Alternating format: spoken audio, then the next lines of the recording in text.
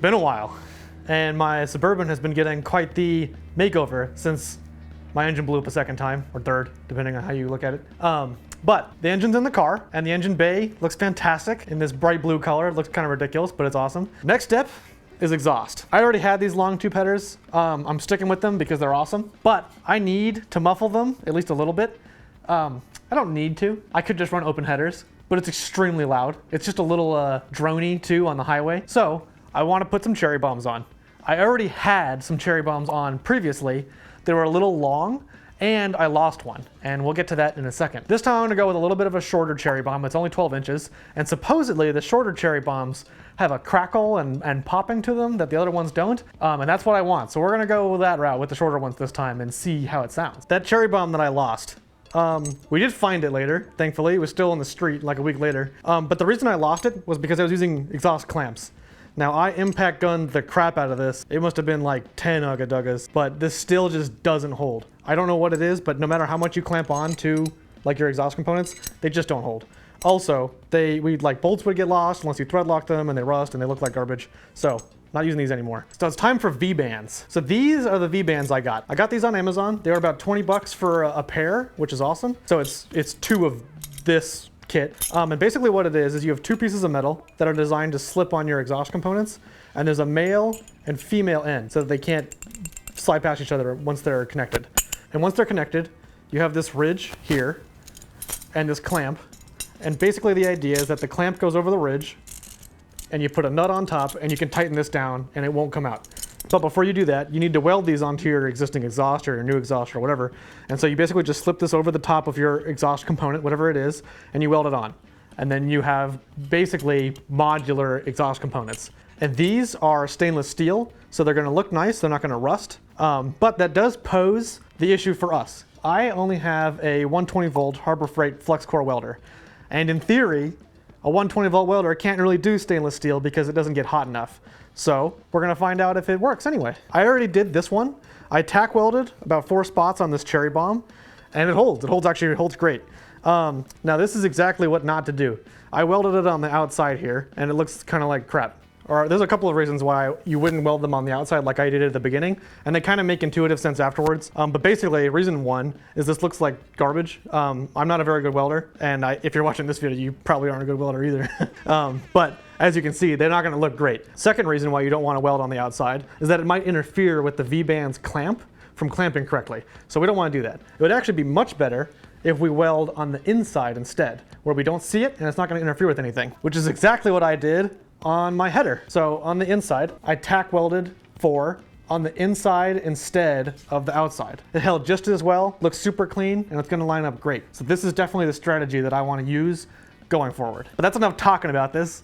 Let's go over to our welding bench thing and start welding another one on. So this is our welding setup. We have this piece of steel or something. I don't know where it came from. Phil brought it home one day. Nuclear grade stainless steel. Yeah, nuclear grade stainless steel. I don't know what, it works. It's a great welding table. We need to prep this a little bit before we get started. We're also going to pick which side of the V-band we want to use. In this case, I'm going to use the female end, just because I think of it like an outlet in a house. The outlet is the female end, and then the other components will plug into it. So I'm just going to follow that. As long as I stay consistent, I think that'll help me in the future. But first, we're going to grab a wire brush and just clean this out. It's not new, so there's got a lot of carbon or whatever from the exhaust built up. So let's get that going. All right, so this is all cleaned out-ish. As long as I see bare metal, it should be reasonably okay. And now we're going to take this V-band here and just kind of push it over the edge here. This is a little tight, so I just got to pop it on. There we go. A hammer and a piece of wood might have been a better choice for that, but it's very tight to fit, which is going to be awesome. Now, I'm not a welder, so whatever I'm about to say might be totally wrong. If it is, please leave a comment to help me and the future people who watch this video do a better job than I'm about to do. But in theory, the stainless steel is going to take the heat better than whatever this metal is, because I know that my header is not stainless steel. And I don't want to burn holes in any part of my exhaust. So I'm going to try to keep that welding puddle on the stainless steel side for the most part, and just bridge that gap to my header.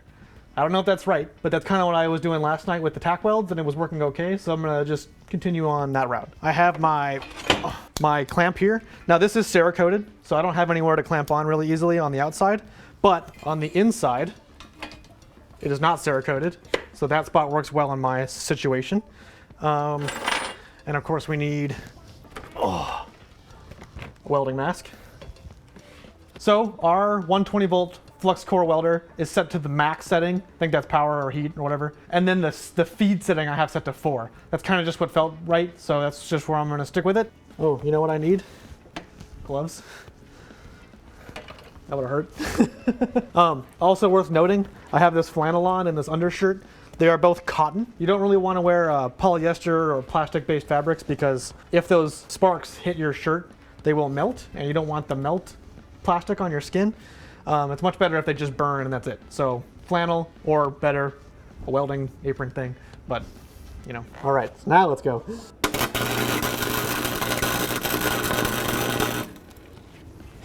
That's the first one. So because it's a circle, I'm gonna flip it over completely, do the other side, and then I'll do 2 more, and then we'll try to fill in the gaps. Flip it over.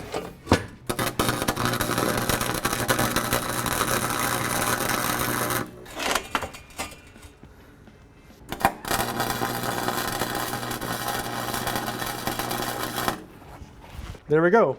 There's our 4 tack welds.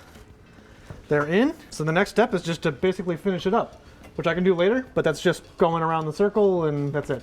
I'm gonna grab one of those cherry bombs because the cherry bombs get a little interesting. So now we have the male V-band for the cherry bomb.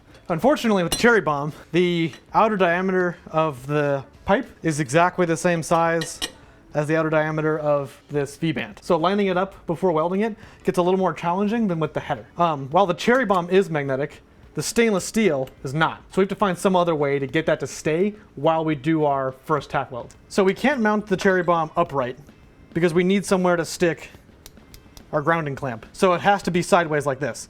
But the issue is getting this to stay. So what we're gonna do is we're gonna take some of these magnets and stick them onto the inside of the cherry bomb like this, and then just hang this off the top. And to keep it from moving outward, we're going to use our other magnet and just kind of try to hold it in place. Now it's kind of there, but not really, but it should be good enough for us to get 1 tack in. But before I begin, I still need to grind off this paint, or else the welder is going to have a hard time.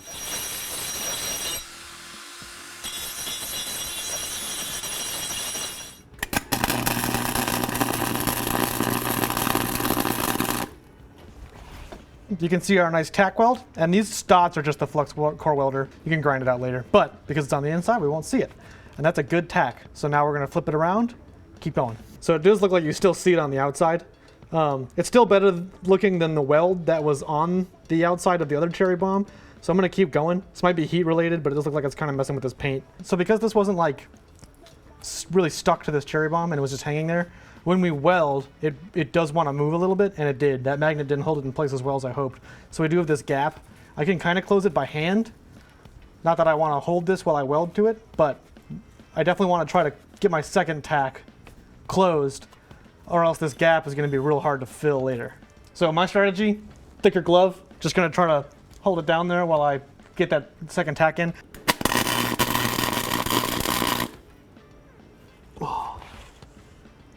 Success.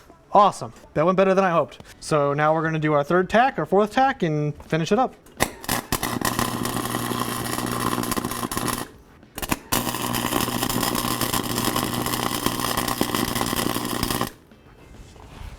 Now that we got those 2 welded, they're just tack welded, but I'll weld them later. Now it's time for the clamp. So this is the clamp. You got this threaded part. You can put it into the hole over here. Once you squeeze it a little bit, that's how you can get that nut on there, like this. Now, if the nut's on there, it won't fit, so we do have to take it off.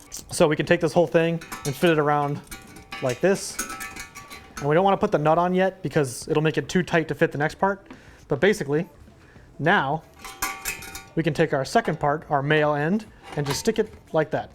And it fits, which is awesome. So something to keep in mind, this is outside of the car, which makes a lot of this easier, because I can just, it's all out in the open. But if you're gonna clamp these things together up out of the car, you wanna make sure that the orientation of this nut that you're about to put is gonna be somewhere where you can access. Otherwise, you won't be able to undo it from under the car later. But since we're outside the car now, I'm just gonna show you what this looks like. We have the V-band around here, which is good. We can take our male end, which is our cherry bomb in this case, fit it into the other end, and then we can hold it like that. And then pinching this clamp together will keep both of these components together. Add the nut, and it holds. If you look at this nut, it's a little different than most nuts. It looks kind of like a locking nut, but it's not nylon. Not 100% sure what this is for, but it does make it a lot harder to hand thread on. So we're gonna get the impact gun and just tighten it down that way.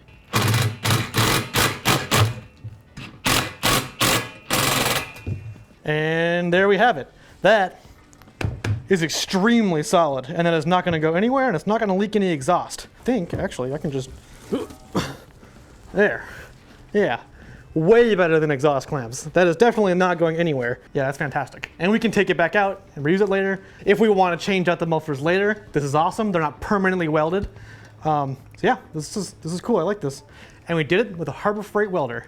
Don't know how much that costs, but we'll link to it. It's a lot cheaper than the 240 volt welder, and you don't need to add an outlet for it. And that's it. It's time for us to finish those welds and then install them. If you like this video, click like. If you want to see more of our content, like that follows this burb and its blueness, then hit that subscribe button, and we'll see you in the next one.